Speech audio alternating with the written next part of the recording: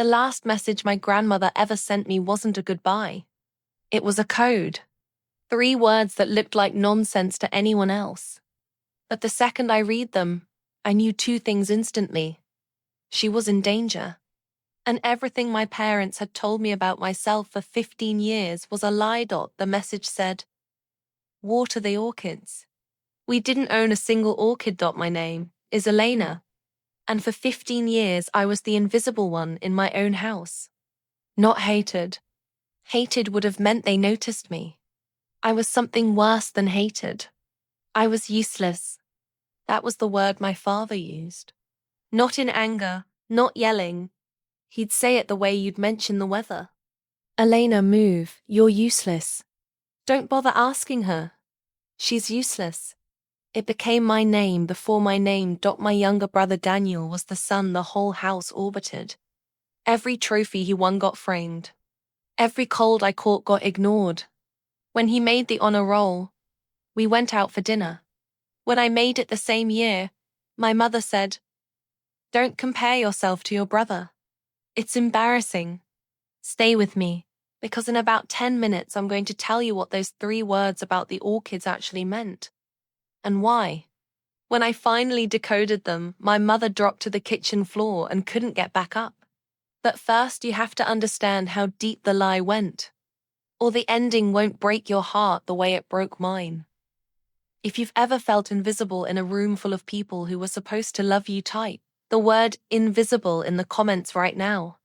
I need to know I'm not the only one. And if this story moves you even a little, subscribe. Because this is the kind of truth most people are too afraid to tell out loud. Now let me take you back to the day everything started to crack. Was 7 the first time I understood I was different. We were taking a family photo. The photographer lined everyone up, looked through his lens and said, "Okay, just the family now." My grandmother, my Nana Rosa, grabbed my hand before I could step away and pulled me into the frame so hard I almost fell. She looked at my parents, and in a voice I'd never heard her use, she said, "She is the family. She's more family than any of you understand." Nobody answered her, but my mother's face went pale, and my father wouldn't look at either of them. I was 7. I didn't know what I was looking at. Now I know I was looking at the first crack in a 15-year-old secret. Nana Rosa was the only one who saw me. When my parents forgot to pick me up from school, she came. When I cried in the closet so no one would hear, she'd somehow already be sitting outside the door. And she had this game with me, a code. She said every important family had secrets, and secrets needed passwords. "If I ever send you something that sounds strange," she told me once, holding my face in her hands, "something that makes no sense at all, you come find me. No matter what they tell you, no matter what they say I've become, you come find me, Elena. Promise me." I promised. I was 11. I forgot about it within a week. The years got worse. By the time I was 13, I'd stopped trying to be loved and started trying to be useful, because useful was the closest thing to love I was allowed. I cooked. I cleaned. I did Daniel's chores so he wouldn't get in trouble. And the more I did, the more they took, and the less they saw. My father would walk past me carrying his own coffee and say, "What do we even keep her around for?" I used to lie awake asking myself the same question. Then, 2 years ago, something changed in the house, something I couldn't name. My parents started whispering behind closed doors. Bank papers appeared and disappeared. And Nana Rosa, who had always been sharp as glass, was suddenly confused. According to my mother, "She's not well, Elena. She says things that aren't true. Don't listen to her." They moved her into a care facility 3 hours away. They told me she didn't want visitors. They told me she'd asked, specifically, not to see me. I believed them. God help me, I believed them, because believing them was easier than believing my Nana would abandon me too. For a year and a half, I didn't see her. And the whole time, that house got quieter and richer at the same time. New car, renovated kitchen, Daniel's college fully handled. And every time I asked where the money came from, my father would smile and say, "That's grown-up business. Not that you'd understand. You're useless with that kind of thing." Then came the text. Water the orchids. I was 19, standing in a grocery store, and the phone nearly slipped out of my hand. We didn't own orchids. We never had. But Nana Rosa did. One single orchid she kept on her windowsill, and underneath that pot she'd shown me once, years ago. When I was small, she kept a key taped to the bottom. Water the orchids. Wasn't a message about flowers. It was the code. The one I'd promised to remember and forgotten for 8 years. It meant, "Come find me." No matter what they tell you. My hands were shaking so badly I could barely text back. I wrote, "Nana, are you okay?" 3 dots appeared, disappeared, appeared again. Then one final message. They lied. The orchid knows. Come before Sunday. Bring no one. It was Friday. I didn't tell my parents. For the first time in my life, I lied to them the way they'd lied to me. I said I had a school trip. My mother didn't even look up. "Fine. Try not to embarrass us," she said. And I walked out of that house with $40 and a bus ticket and a promise 8 years overdue. The bus ride was 3 hours of my heart pounding. When I got to the care facility, the woman at the front desk frowned at my name.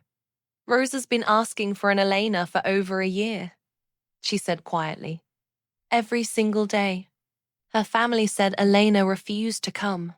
I had to grip the counter to stay standing. Her family said Elena refused to come. They hadn't just kept me from her. They told her I was the one who abandoned her. For a year and a half, my grandmother had been sitting in that room, believing the one person who loved her had stopped caring. And I'd been at home believing she didn't want me. We'd both been lied to. By the same people. To keep us apart. When I walked into her room, she was so much smaller than I remembered. But the second she saw my face, her eyes lit up like someone had turned the sun back on. "You came," she whispered. "You watered the orchids." And then she told me the truth that 15 years had been built to hide. I wasn't my parents' biological daughter.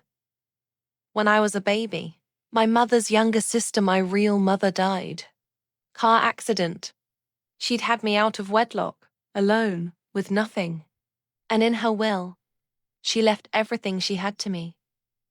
A trust fund my grandmother had quietly built her entire life, meant to be released to me on my 18th birthday. A small fortune. My grandmother's life savings placed in trust. In my name. My parents took me in. Everyone called it generous. Everyone called them saints. But they didn't take me in out of love. They took me in because whoever raised me controlled that trust until I came of age. That's why I was useless. Because if I ever felt loved, if I ever felt strong, I might grow up and ask questions. So they made me small. They made me believe I was nothing, so I'd never believe I deserved anything. So I'd sign whatever they put in front of me without reading it. The new car. The renovated kitchen. Daniel's fully handled college. The whispering. The bank papers. It was my money. They'd been draining the trust for 2 years. And on my 18th birthday, the day it was supposed to come to me, they'd had me sign a family document they said was for taxes. I never read it. Why would I? I was useless with that kind of thing. They told me so my whole life. I signed away my own inheritance and thanked them for letting me. Nana Rosa found out. That's why she was suddenly confused. That's why she got moved 3 hours away.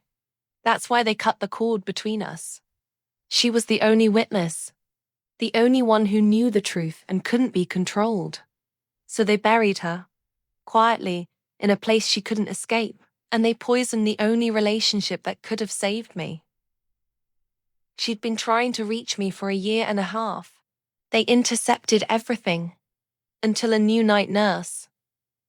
one who didn't know the family rules, finally handed my grandmother a phone and looked the other way. 3 words. Water the orchids. She reached into her knitstand with a trembling hand and pulled out an envelope, soft and worn from being held 1,000 times. Inside was everything.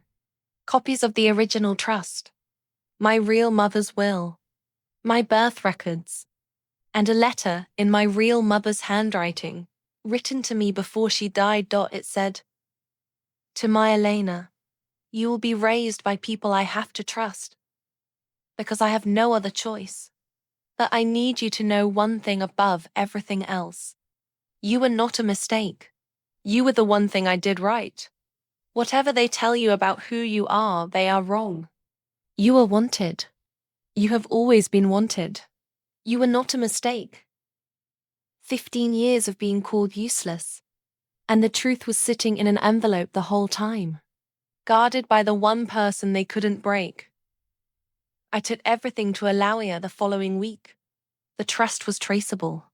Every withdrawal, every forged signature, every dollar. What my parents had done wasn't just cruel, it was fraud. It was theft from a child in their care. The day the truth came out, my mother called me 40 times. When I finally went back to that house, she was waiting. And the woman who once told a waiter there was no one missing from the table dropped to the kitchen floor and grabbed my ankles and begged. "We loved you, Elena, we did. We made mistakes, but we loved you. Please, please don't do this." I looked down at her, and for the first time in my life, I didn't feel useless. I didn't feel invisible. I felt clear. "You didn't love me," I said quietly. "You needed me. There's a difference. And the saddest part is, if you had just loved me, I would have given you everything. I would have shared it all. You didn't have to steal what I'd have handed you freely. But you couldn't love me, because you were too busy convincing me I was worthless. And the day I finally believed you is the day I finally got free. I didn't yell. I didn't cry. I just turned around and walked out. The same way I'd walked out with $40 and a bus ticket, except this time I wasn't running towards someone who loved me. This time I was someone who loved me. I got Nana Rosa out of that facility. She lives with me now. There's an orchid on every windowsill in our home. And every morning I water them. And every morning she smiles and says, "Good girl. You remembered." I remembered, Nana. I'll never forget again. If you made it to the end of this story, you're the kind of person who understands that being treated as worthless never means you are worthless. It means someone was terrified of how powerful you'd become if you ever found out the truth. So tell me in the comments, have you ever discovered a lie that changed everything? And if Elena's story moved you, subscribe and stay, because next I'm going to tell you what happened when her brother Daniel showed up at her door 2 years later, and what she did when she opened it. You won't believe what she chose.